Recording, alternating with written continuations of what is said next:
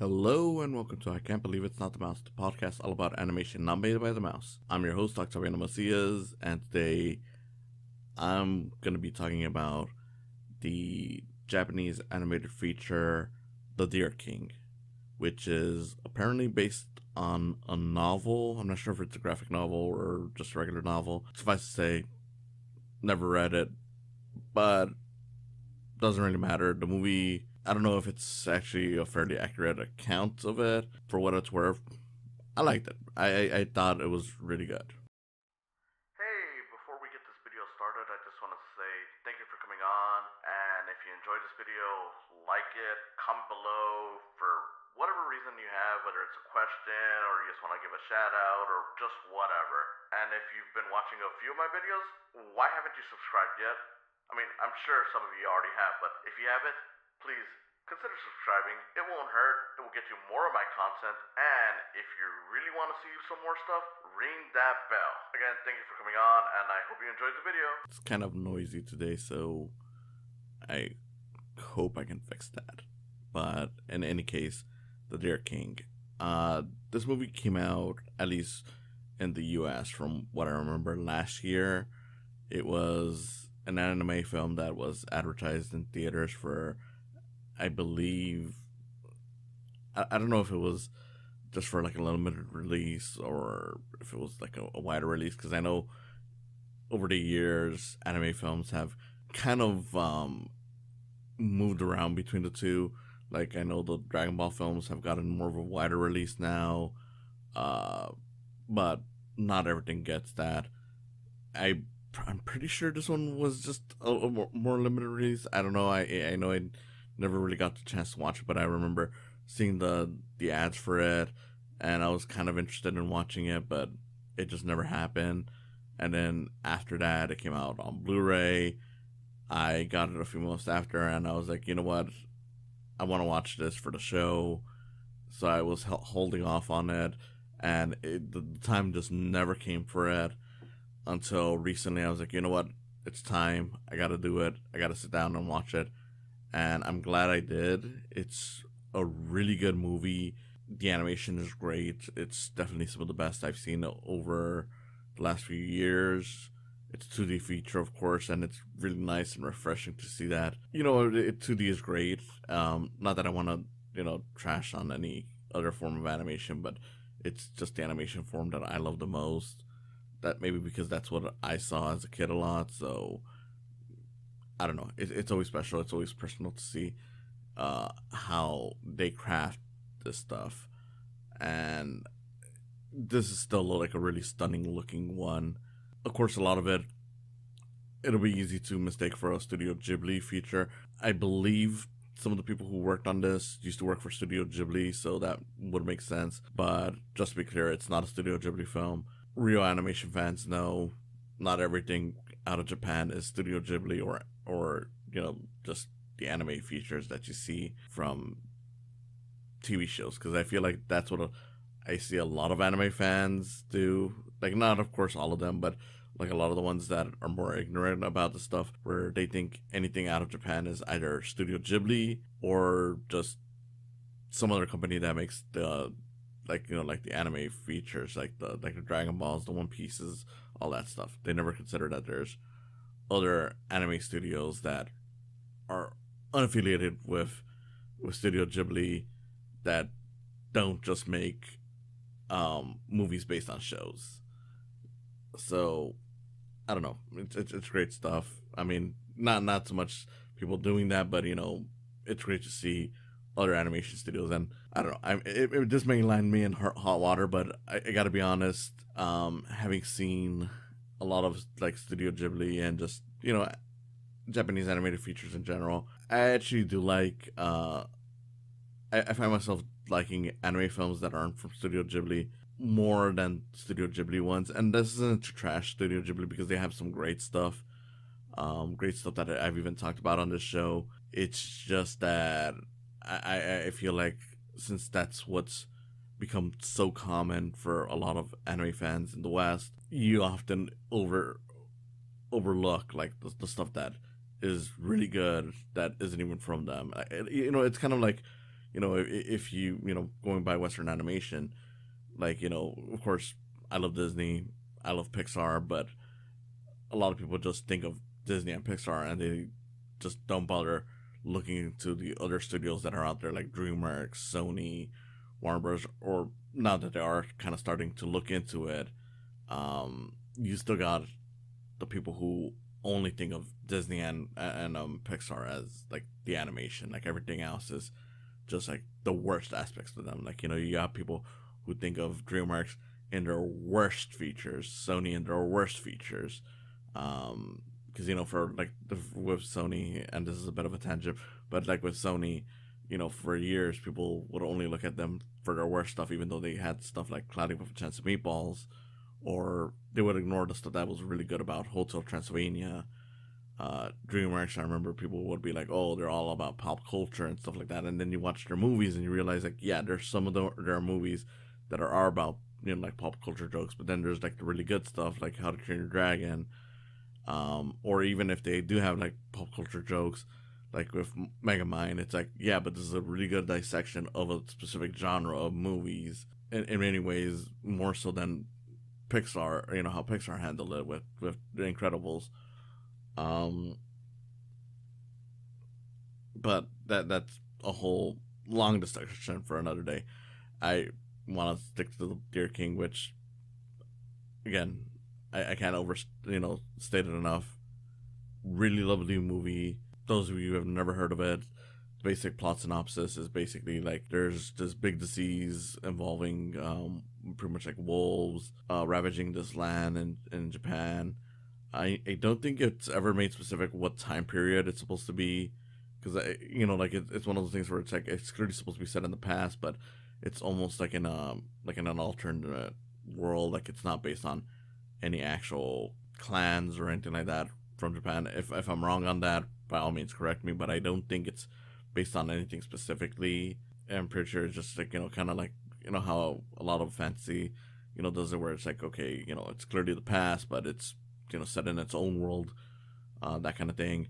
But yeah, like this disease is ravaging the land. A lot of people are dying from it, except you got this man and a little girl. So in some ways, it's kind of like if you've ever seen like I know most people would probably be familiar with The Mandalorian, with the whole Baby Yoda or Grogu with Mando thing, but of course that has its roots in Japan with Lone Wolf and Cub. There's a little bit of that. It's not entirely that, but there's a little bit of that where this little girl pretty much finds this guy who was chained up down in the mines, because where we first see this disease ravaging is in this mine, like filled with, I don't know if they were necessarily slaves or they were just mine workers or something. Some of this I'm not gonna lie, I'm a bit hazy on. I was watching it late at night, and I was watching it with the subtitles, so every now and then I might have missed something or another, just because I wanted to look at the animation and how good it looked. And just to be clear, that is totally on me. I feel like way too many online reviewers miss certain details in movies, and instead of just owning up to the fact that like I wasn't paying attention to certain things, they'll just say like, oh well, this wasn't explained in the movie, so it's bad. And then you find out that it is explained, it's just that they weren't paying attention. So I'll fully acknowledge if there was something I missed, that's on me, and I'm not gonna pretend like there's no chance that I didn't miss anything. But I got enough of the story to figure it out. But yeah, like she comes across this guy who's all chained up as these wolves are going all out and attacking various people. The guy sees her and of course tries to defend her. He takes a bite from the wolf, so you think like, okay, so he's probably gonna die because of the the disease that's going on. But no, he actually is able to live and seems to have a special power within him, which in that case, it's never made explicitly clear like what it's supposed to be, at least not from what I noticed. But you can get the idea like, okay, so there is something special about this guy, and I don't want to really give it away. Just to be clear, when it comes to spoilers, I don't really mind. It's just that I am trying to avoid just doing full on plot synopsises with these videos. Not because I don't want to talk about the plot, but I do want to try to go beyond just repeating what happens in the story to talk to you about the movie and what I liked about it. It's not to say I won't tell you what happens, and I won't, that's also not to say that I won't spoil anything, but I don't want to just go beat for beat on it, if that makes sense. Basically, rescues the little girl, gets out, and he pretty much starts going out with the little girl.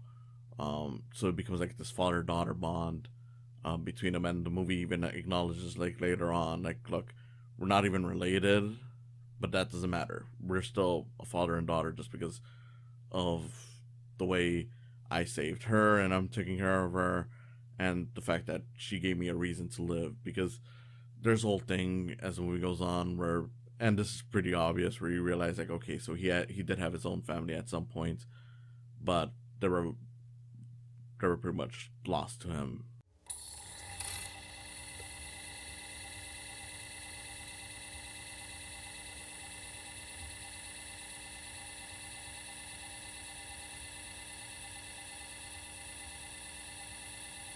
But yeah, so you got this whole thing. There's a whole political side to it where there's an empire that's pretty much has control over the land, and it's pretty clear that they're, I don't want to say fascist, but they're pretty much on the whole like, okay, we're all powerful. We have to show our strength and all that. So because of that, they avoid showing any kind of weakness, which of course leads to all these kinds of problems where they deny any instance that would show signs of survival, like early on, like, because one of the main characters in this is a doctor who is trying to figure out what's going on when faced with like the ruler showing signs of this disease. He wants to cure him by using some of the blood samples from people not necessarily survive, but are at least in decent enough health. And then you have like all the advisors and even the ruler himself just being like, no, my blood is pure. You can't mix it with like common folk. So it's one of those things where it's like, this guy would rather die than just take a very simple, in this scenario, not exactly cure, but at the very least something that would help him survive. And then you also got this other story going on with a girl who is tracking down the main character. The main character's name is Van. The little girl he's with is Yuna. Because of course it's like, okay, this is the one person that was actually able to survive this apparent disease, and they just went off. So it becomes a whole thing where it's like, okay, the doctor wants to find the person just because he wants to know how exactly he survived. The woman wants to track him down because it's like, okay, he's an infected individual. There's a whole thing with the Empire where they're gonna strike down a village that has the wolves just because they're pretty much like the one area where it has no real control. The Empire doesn't really have any control over it. You have the part of the pretty much like another nation that has some control over that land, not necessarily, but that whole land is part of them, who's already become servants to the king. And of course at the heart of it, it's the story of this man and a little girl having this father-daughter relationship, wherein the father and daughter, for a brief moment of the movie, the father-daughter are taken in with this village where they're trying to raise deer for the Empire, because I guess the deer are a rare commodity. And through that, you see the father-daughter living a normal life, and for a good chunk of the movie, that's where it is. And eventually things clash, and it becomes a rescue mission where the father has to rescue the daughter with the help of the doctor and the person who's tracking him down. After watching it, I was like, yeah, this is a really great movie. I'm pretty sure it's got a lot of fans. I'm pretty sure it's great. I mean, not that I was actually looking for anyone who enjoyed it, but I did decide, like, okay, let me go off and look for some information on this movie, some stuff that would be interesting to talk about. And the first thing I see when I Google this is that it actually had got a lot of mixed reactions. Like on Rotten Tomatoes, it's like a 50 something percent. IMDb, it's like in a 6 star whatever. And I'm like, look, and personally, I don't really care. You know, at the end of the day, you like what you like. You don't have to measure yourself up to what other people think about certain movies. But at the same time, it's still just one of those things that kind of feels like a mood killer. Like you just leave this wonderful movie, and you realize a lot of people don't feel the same. Like they didn't feel as good as you did watching it, and it's just like, okay, did they watch something different? And of course they didn't. It's just one of those things where it's like, at that instant, it just makes you feel like you should doubt yourself, which you really shouldn't.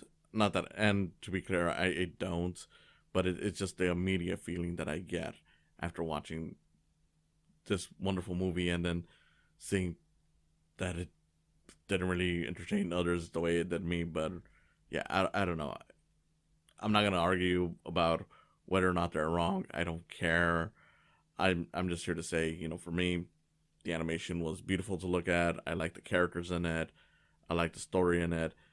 Yeah, sometimes some of it, especially towards the end, it I think could have been a little more clear, because I feel like the ending is just one of those things like, okay, we got to wrap things up.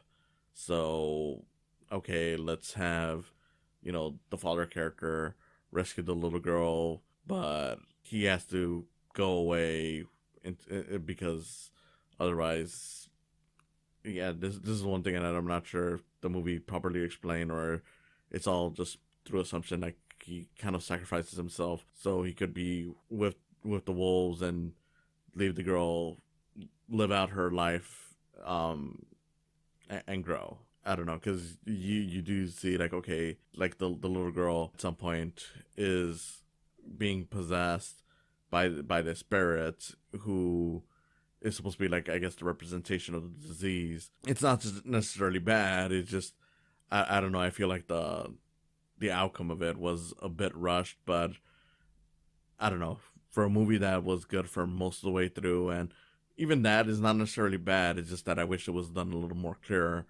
I didn't really mind on that. It was a really solid thing. I did like how once the whole kidnap plot line comes in, you have the main character, Van, teaming up with the doctor and the tracker, like the way they bond, even if there's not a whole lot of like, I want to say, I don't want to say conversation, but like, like it doesn't feel like they stop to fully get to know each other a lot. Like, there's like little comments here and there, but you can tell just by the way they're animated, like, just how much they're bonding.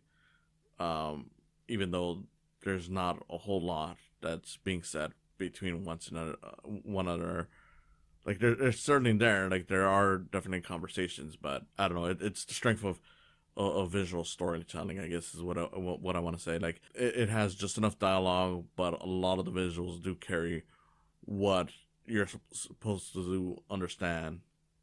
And in some ways, that's what also makes the ending still function well enough, despite me feeling like, yeah, I feel like they could have made some of that information a little clearer to understand. And I'm not gonna lie that I did also search just to kind of see like, okay, is there something I'm kind of missing on that, in terms of like why he had to go away, beyond just feeling like that's kind of where the story needed to go, but the setup wasn't there enough. I don't think, because I know he does at some point talk about like how he wants to, see her grow, and would even want to see her from, protect her even once he's gone. But I don't know that I would call that enough of a setup to have that be the outcome. Watching through this, the biggest thing that I could say that I was loving about it was just seeing adult animation be approached in this way. I really do like seeing animation directed at, someone my age, without it feeling like, okay, we gotta throw in a bunch of like, you know, sexual jokes or any of that. And not that I'm even against that. I mean, I'm the guy who loves Sausage Party, but at the same time, it's like, okay, yeah, a lot. The problem with a lot of Western stuff that does this, and to be fair, a lot of it is just on TV. Unfortunately, we're still slowly moving towards it on movies. I'm hoping that changes soon, but no guarantees. Is that a lot of it just comes down to like, let's do comedy. And before anyone says that, even Japan has this issue. Granted, it's mostly on their shows, where like if their shows have their mature edge, they'll have like the perverted character or stuff like that. I know they're changing as well on that front, but it's still there every now and then. But of course, they have more animation geared towards adults that are like dramas and stuff like that, and that's what this is, and that's what I love seeing in a lot of these movies. It's just like, okay, these are movies that are more directed towards older audiences without it feeling like they're desperately trying to be mature. Like they already know they're mature, and I would wish more, more movies would do that, especially from our end. But unfortunately, that's not the case.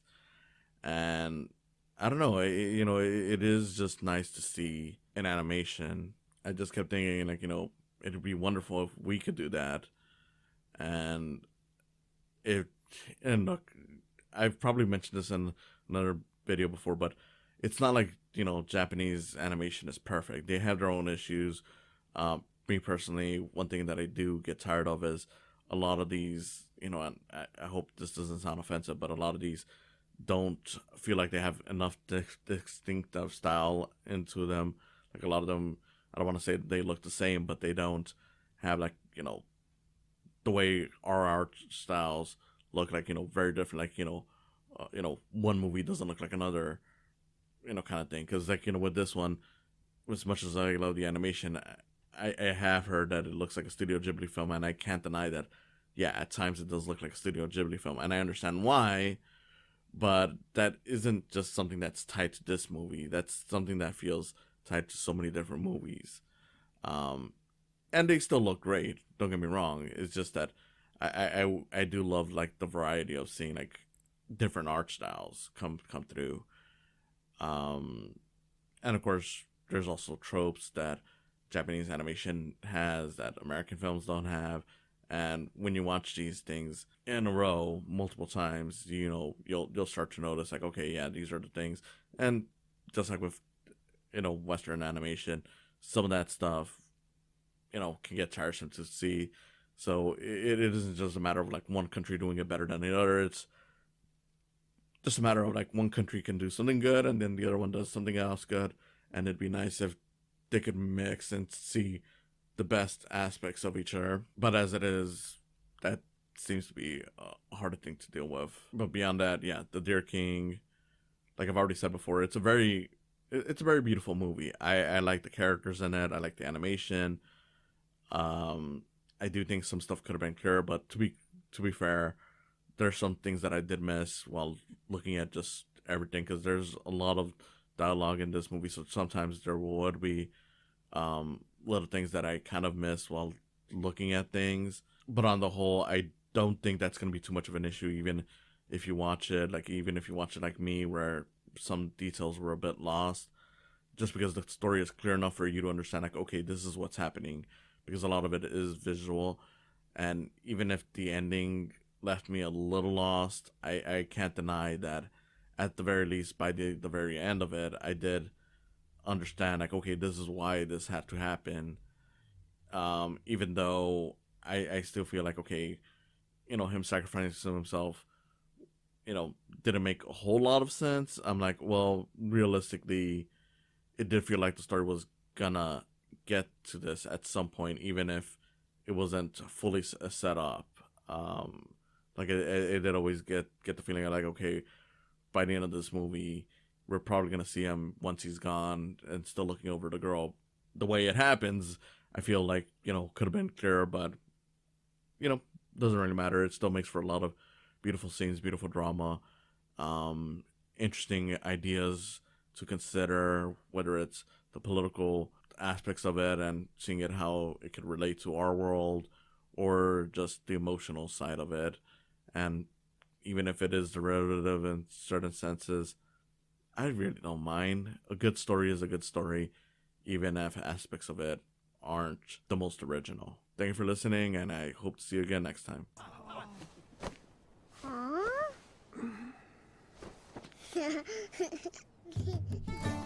Thank you for coming on today. If you enjoyed this, please consider subscribing to my YouTube channel where you'll see video versions of these podcasts. And if you just want to listen to them, there's always the option of just following the podcast on their various sites, whether it's Spotify, Podbean, or Apple Podcasts. Whatever you choose, I hope you continue enjoying these. And if you want to support me even further than that, there's always the option of Patreon. With Patreon, even just $1 will get your name on the video versions of this and on other videos that I may do outside of these podcasts. A few dollars more gets you some behind the scenes info, and as this continues to grow, you'll find that there's more perks to it. So I hope you consider supporting me through Patreon as well. In any case, again, thank you for listening, and I hope you have a wonderful day.